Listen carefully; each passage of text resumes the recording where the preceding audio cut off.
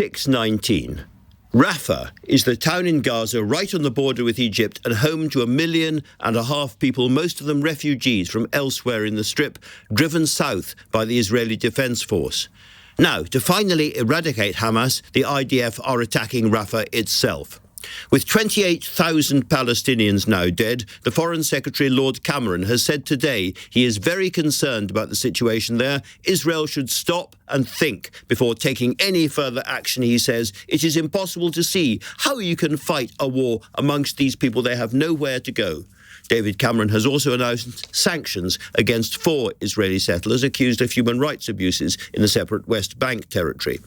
With President Biden also now reportedly bubbling with frustration about Prime Minister Benjamin Netanyahu in private, is British and American support for Israel waning?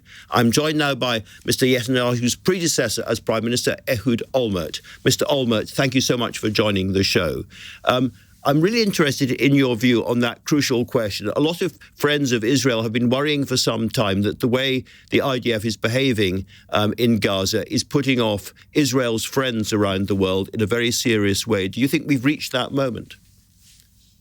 Well, I definitely am aware of the criticism from everywhere. From Europe, I was in England last week. I heard it there. I heard it in many other places. I heard it from America. So there is criticism. Question whether the Israeli army behaves itself or not. I think we're trying to do the most we can in order to reach out for the terrorists, and in the meantime also to try and find the Israeli hostages and release them. Don't forget that there are 134 citizens from Israel which were abducted by the terrorists, and they are held hostage in somewhere. And we have to find out. I think the question is not whether we are targeting innocent civilians. We don't. But we are fully aware of the fact that the fighting, particularly in an area which is so densely inhabited by many citizens, and the headquarters of the terrorist organizations are inside these urban centers, is a problem.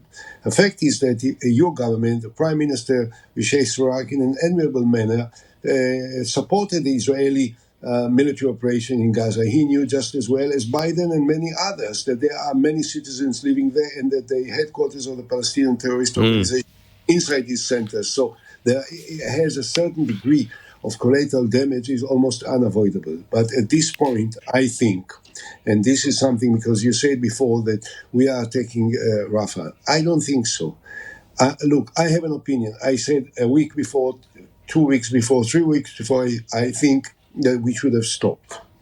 But if you ask me today, at this point now, when there is a conference tomorrow in Cairo about a possible deal between us and the Hamas for the release of the hostages and perhaps a certain truce in the military operation, I think it will be unwise and not responsible to suggest that we will not attack in Rafah. They have to fear that we will attack in Rafah in order to encourage them to reach an agreement with us for the hostages. I want to have the agreement, and I am ready, for the sake of this agreement, to end the fighting.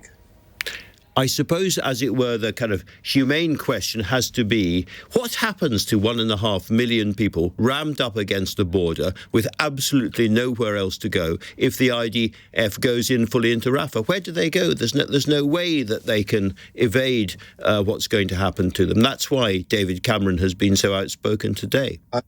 I must say that I have a lot of respect for David Cameron, and I think that he's a good friend of Israel. So I don't hear what he said and immediately said, no, he's not a friend, he's an enemy, he's a hostile, or whatever. I understand what he said, I understand his concerns, I understand his fears of what may happen.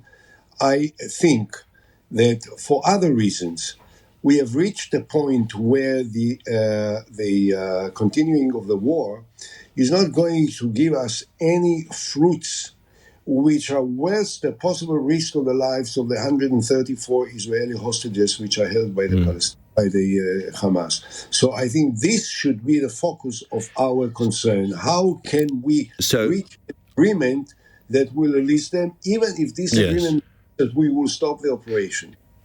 So you don't agree with Prime Minister Netanyahu that you can have total victory in Gaza?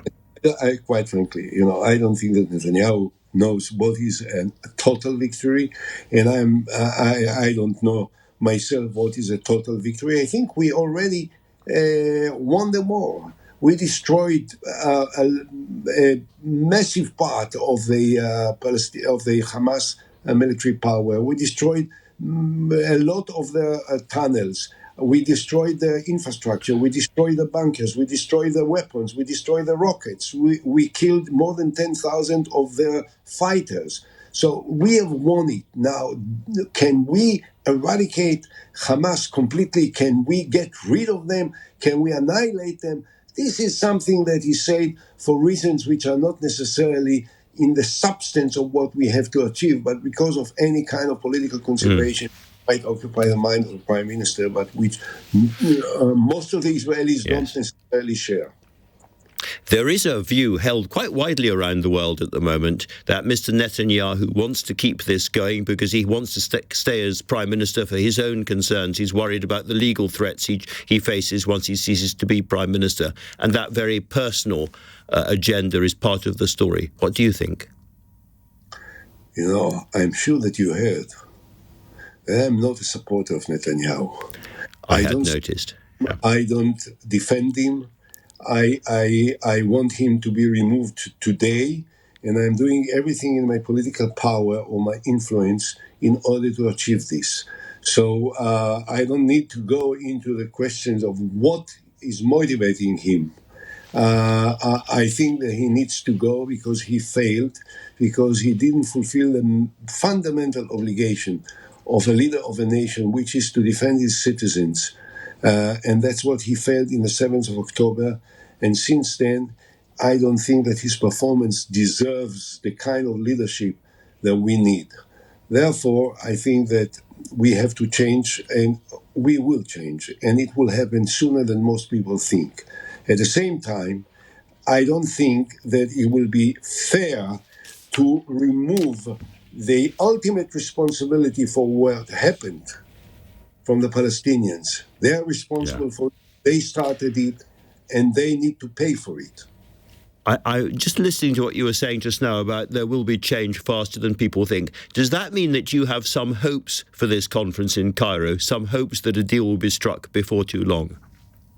I hope so. I certainly have hopes. If they go to Cairo, and there were many doubts about it and hesitations, and I'm not sure that the Prime Minister was very anxious to go there, but he was asked by President Biden, and I think maybe by others, including maybe David Cameron and others, that want him to go there. And I think that this is something that most Israelis want. We are all proud of the commando operation that released 2 hostages from Rafah last night, which was an admirable operation, military operation by the Israeli commando. But we need to bring back 134, and this is not going to be done every night with a commando operation. So we have to have an agreement that will be brokered by Egypt.